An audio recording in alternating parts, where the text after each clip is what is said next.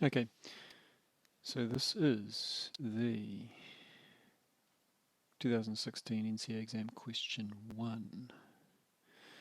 Here we've got the equations that we might be going to likely use. I think the ones we're going to see in this particular question are going to be this one, Ohm's law, this one, power, maybe these ones, because this question is about the DC electrical circuits. So let's keep those in mind. Right. Question 1. So we've got this circuit here which has 3 different resistances in it. The radio receiver of 10 ohms, speaker A of 80 ohms, speaker B, which we don't know the resistance of. We've got a 12 volt battery here, and we've got 0.3 amps of current flowing into the circuit. Now you can see that as we think about the current flow here, the current is going to flow there, but it's also going to split. So some current goes this way and some current goes that way. And over here, these two currents come back together. And so we know that up here again, it's 0.300 amps again, but we don't know the current this way or the current that flows through here. We'll call that IB and we'll call that IA. Okay. So let's, without further ado, let's have a look at the questions because I think that's going to help us a lot. Calculate the voltage across the radio receiver. So we've got, this is our radio receiver here, and so we've been asked what is the voltage here if we were to put a voltmeter in here. Okay, connecting to those 2 points. What's the voltage drop across there? Well, we've got a R equals 10 ohms.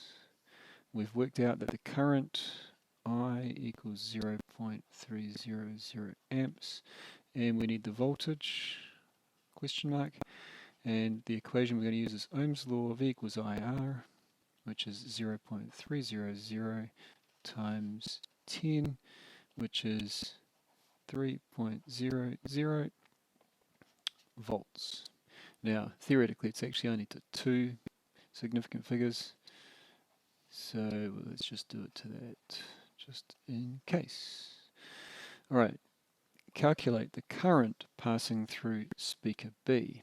Okay, so we've been given the total current, and then we've got the current passing through speaker A and the current passing through speaker B. The way to think about this is we also have a voltage though across here, don't we? We've got a voltage. But to work out the current through speaker B, we'd need the resistance of speaker B if we're using just V equals IR. But the key idea is that we know that the two currents have to add up to 0.300 amps. So if we work out what the current through speaker A is, we can work out what the current through speaker B is. So, and then we can go from there to work out the, well actually we've been asked for the current passing through speaker A, I don't know what I'm talking about. We can work out that from the voltage drop across here, so let's do that. Sorry, I just got confused. So the total voltage, V total, equals 12 volts, and that equals the voltage drop across, here's one loop of the circuit, so 12 volts plus, and then we've got whatever voltage change happens here, and then 3 more back to 0, so 12 volts equals VA plus 3 volts, so VA equals 9 volts, so that's the voltage on A.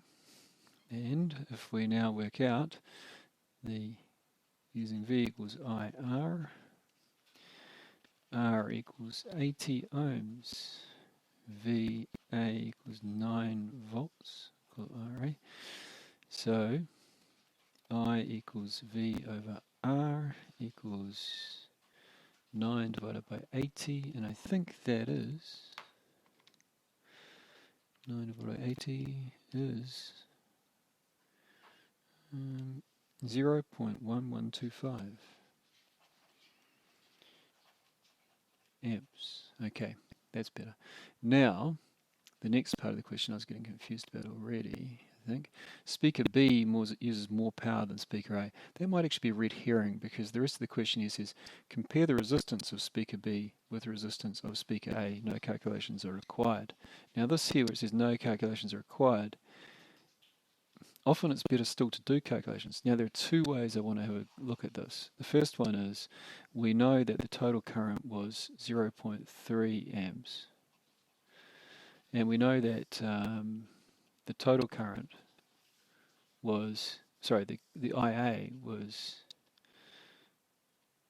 0.1125 amps. And the difference between these two must be the current that flows through speaker B. So IB equals 300 minus 0.1125, which is 0.1875 amps. Now if we know the current, now what's the voltage? Well, we worked out the voltage on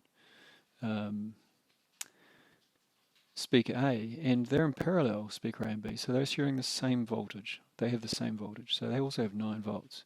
So VB equals VA equals 9 volts. Therefore RB equals, and we can work out that the resistance B equals VB over IB, so that's V equals IR, therefore R equals V over I. So RB equals 9 divided by 0.1875.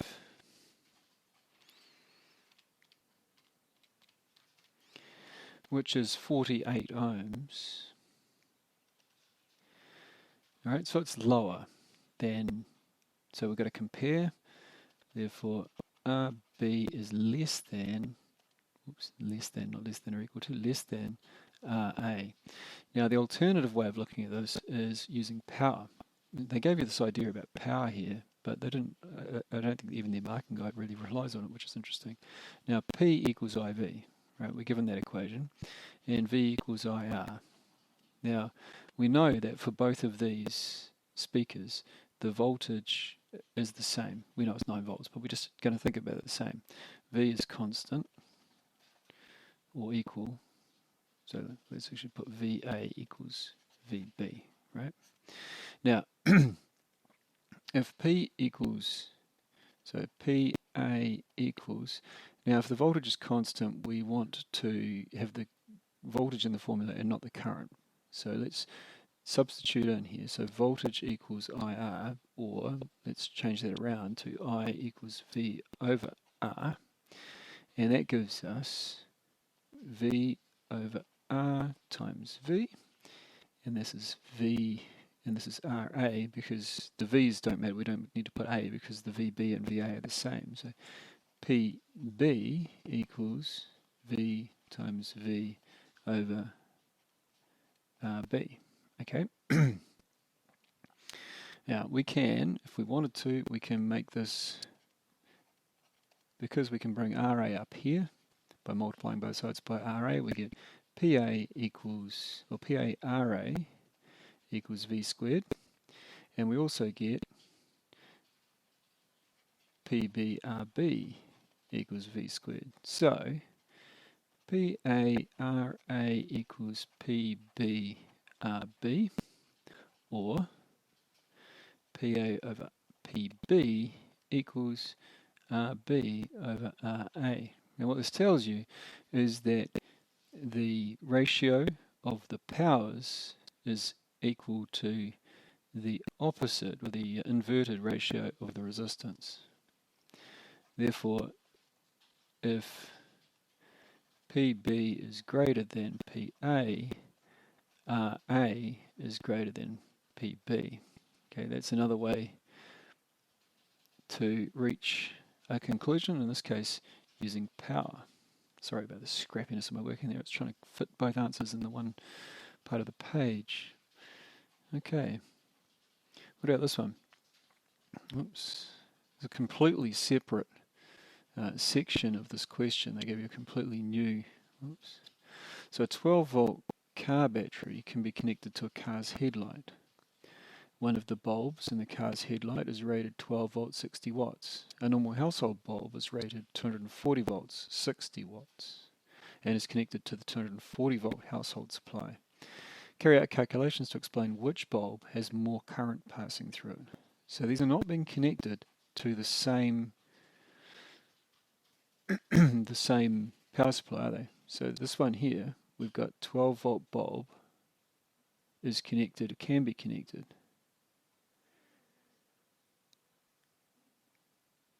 Okay, so 12 volt bulb can be connected to a car's headlight. 12 volt car battery, sorry, can be connected to a car's headlight. One of the bulbs is rated 12 volts, 60 watts. Okay, so that's one circuit. We've got this circuit here.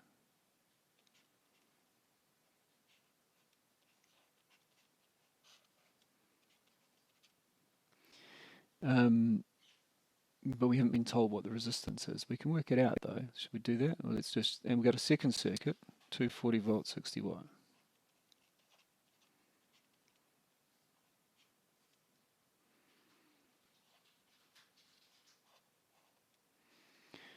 Now, these have been connected to power supplies that match their respective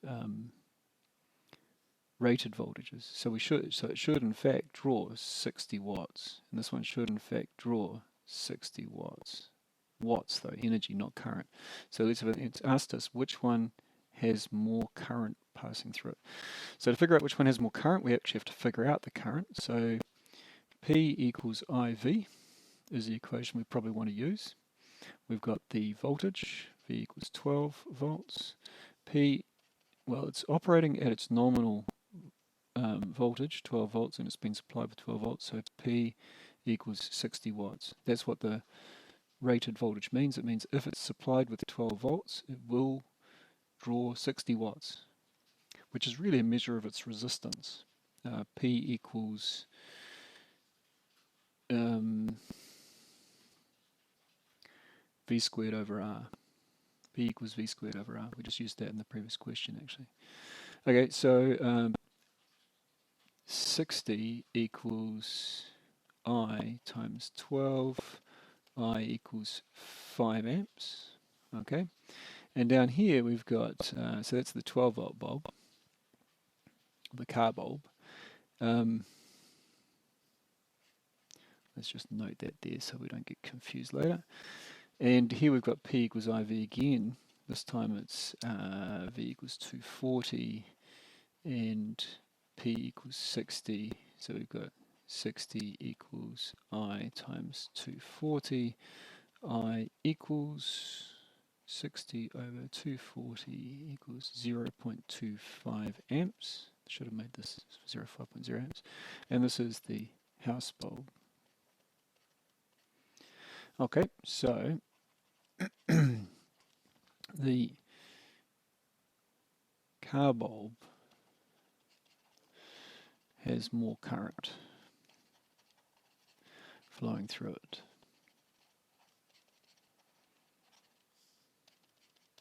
And that means, what does it mean about resistance? Oddly enough, it actually means that the car bulb has much higher resistance, because if you were to apply 240 volts to it, it only draws 0.25 amps. So based on V equals IR, it must have a heaps greater resistance than the car bulb.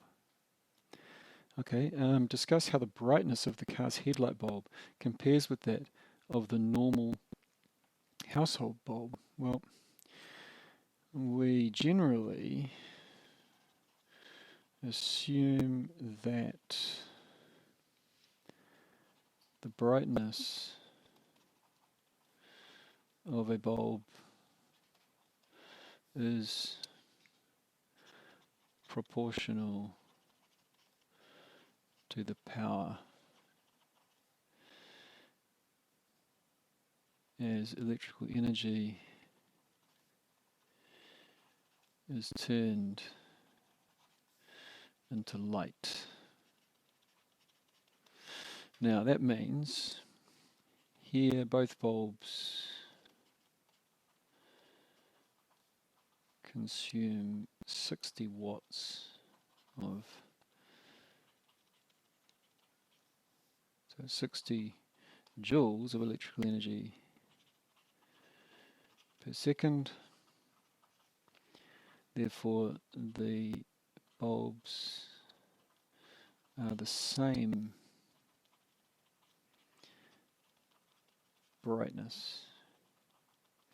Now, a more complex version of this question might have taken those bulbs and applied them into circuits that weren't at their rated power.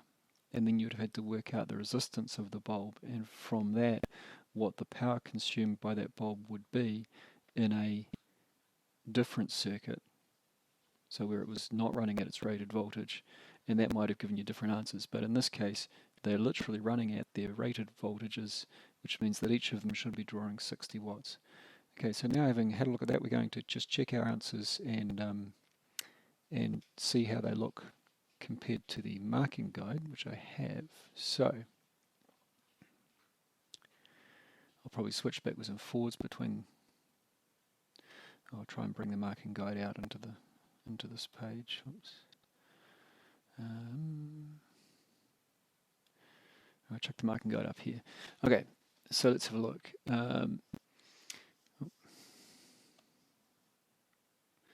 Here we go. Question A. So we've got correct answer gets us an achieve point.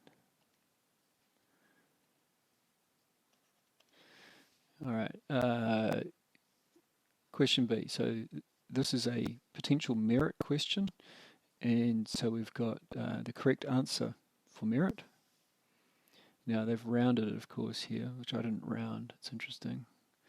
So maybe rounding would have been necessary, but they've got it to 3 significant figures, and yet in fact there's only 2 in the question, so I'm not sure that matters that much. So that's up to merit. An A, you could have got an A for working the voltage out, or you could have done a current calculation having worked out an incorrect voltage for that one. So this was also worth an A. So there were 2 possible A marks, but there's a merit if you got the correct answer. What's next? Oop.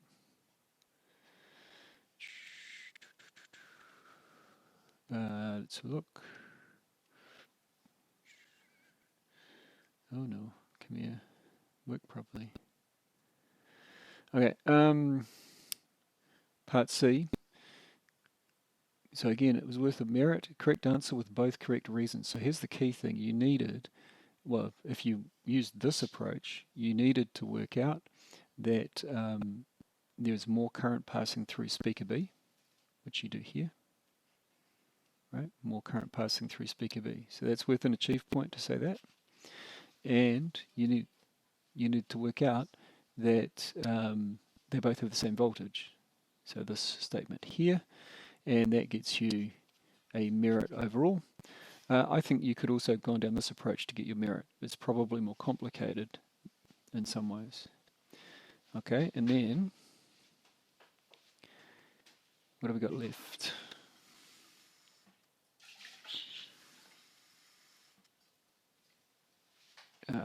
The last part of the question, part D. So the current from the car battery is 5 amps.